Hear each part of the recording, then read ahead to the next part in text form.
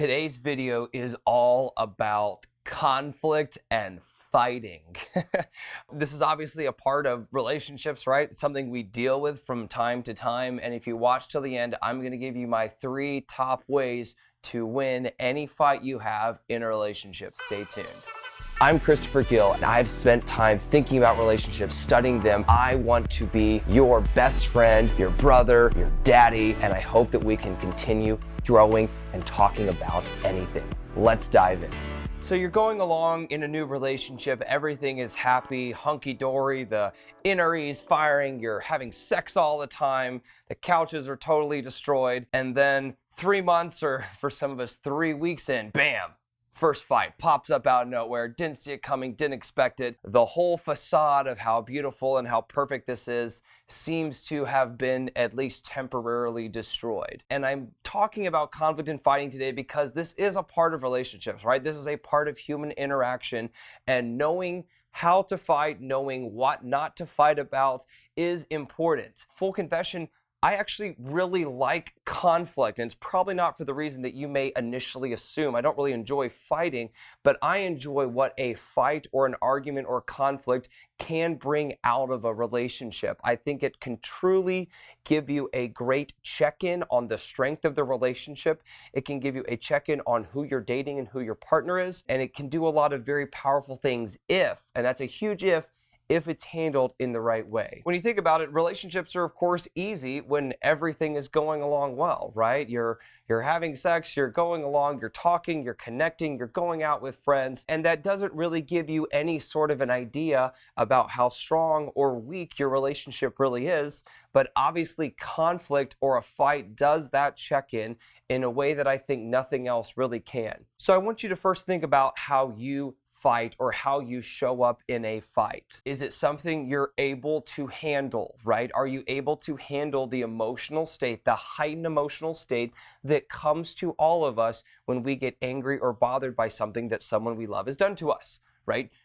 Do we fly off the handle? Do we get angry? Do we run away, right? Those are the 2 main responses a lot of people have. You're either fight or flight, and a lot of people choose them, and neither of them are necessarily really healthy to relationships. But take some time and think about how you fight. Are you able to own your mistakes? Are you someone who's never able to own your mistakes, who's never able to apologize? It obviously has to be deflect, because if you take anything on you, oh my gosh, you can't deal with the ego death that would come with admitting to another human that you did something wrong. Is that how you fight? Or are you willing and able to take things forward into your relationship that benefit both of y'all? Or is it this thing that's just clouded in so much negative emotion that you just want to get through it as quickly as possible and shove it in a drawer and never think about it again? Are you able to show up for your partner even when you're angry for them? Even in a time of stress, are you able to come out of your shell, come out of the hurt, come out of the frustration and say, hey partner, I love you, I'm here for you, we're on the same team? I think a very common reaction that happens in fights is things get incredibly adversarial.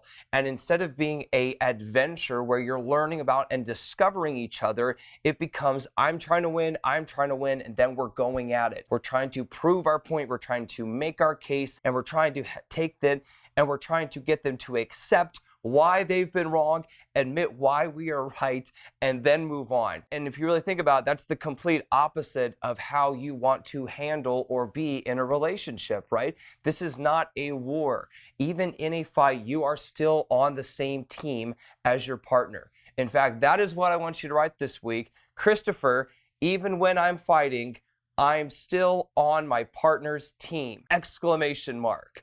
I want you to really take that, internalize that, think about that, have that as a mantra in your head when you feel emotion begin to come up, when you feel like they're getting angry, when you feel yourself getting angry. Remember, hey, we are not at war, we are on the same team, and we are here to discover the best way to move forward. And I'm not trying to prove they're right. Being right is really worth nothing if you're always alone. So you really have to choose, is being right so more important to you, or are you willing to swallow some pride and willing to work to create a win-win solution for you and your partner? So here are my top 3 ways to win any fight. Number 1, calm down.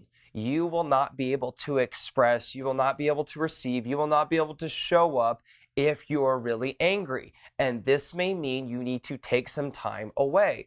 I'm someone that really struggles with the taking time away. I get calm fairly quickly, but if someone needs time away from me, who would think that? That really is difficult for me. So I have to remind myself that people have different mechanisms and have different cooling off times, and they may need to take some time away from me, or they're not going to be able to show up in a calm way. So I need to put a little comma, a pause button on the fight, let them recover, let them get a hold of their thoughts, let them get composed, and then they'll be able to come back and we'll be able to finish the conversation, finish the argument, and come to a successful outcome and conclusion. But the first thing you have to do is you have to calm down. Second, listen and ask questions to understand.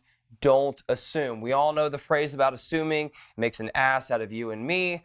No one wants to be an ass. We definitely don't want to be an ass to our partners. So ask questions to understand. Figure out what is the real reason behind the what is happening. There's always going to be a why behind the what. Ask questions with a desire to understand. Don't ask questions to prove your point. They're not on trial. You're not trying to work them into saying the thing that you want them to say. You know who you are who do that.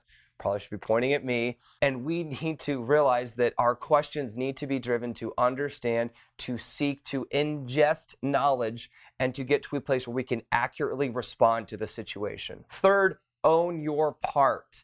Everyone has a part in the fight or in the piece of conflict. You may not have as big a part as they have. They may have 90% of the part and you may have 10, but owning your part shows your partner that you care about them and that you are not saying, I'm all right, you're all wrong, you just have to change, and I'm sitting here perfect. Be willing to own your part and realize realistically, 99% of the time, they didn't just fly off the handle at you for no reason. You provoked, you were thoughtless, you did not show up the way you could, the way you know you would want to, the way you would want them to show up for you, right? We all know the golden rule. And be willing to own your mistakes. But owning mistakes does not mean that you just accept all the blame, right? You are not a doormat. You are not a punching bag for someone else's bad or negative behavior. So while you're owning your mistakes, and maybe that's the appropriate response in the moment, that does not mean that those things do not get addressed. You need to address them for your partner, right? You want them to grow. You want them to become better, but you need to address them for yourself as well, because you don't want to stuff or harbor these negative emotions that were given to you. I've got another video all about how to have these conversations. It's called Open and Honest Communication. I'll post a link up here somewhere in this general vicinity, and check that out if you're wondering how to come to your partner and how to bring them these things that you are willing to accept. You accepted your part, but you really need to understand, you really need them to understand that they played a part in this and that you need to bring that to them with love in an appropriate way and in a hopefully a way that they will be willing to respond and listen to your feedback. I hope this video gave you some things to think about as you have conflict with your partners. This is a natural part of a relationship. If a relationship doesn't have any conflict, I would question how strong that relationship is, or you're just kind of letting a lot of things that probably shouldn't be let go, just letting them go, and you're not addressing potential issues that are coming up. Realize that conflict's a part of a relationship, but learn how to fight well. Learn how to fight with love. Learn how to fight where you're on the same team and you're fighting the outward thing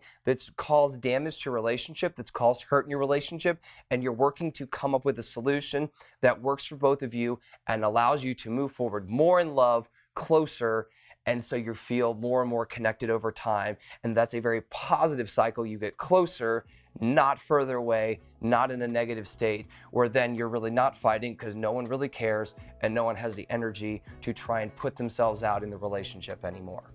Hope this was helpful. I'll see you in the next video.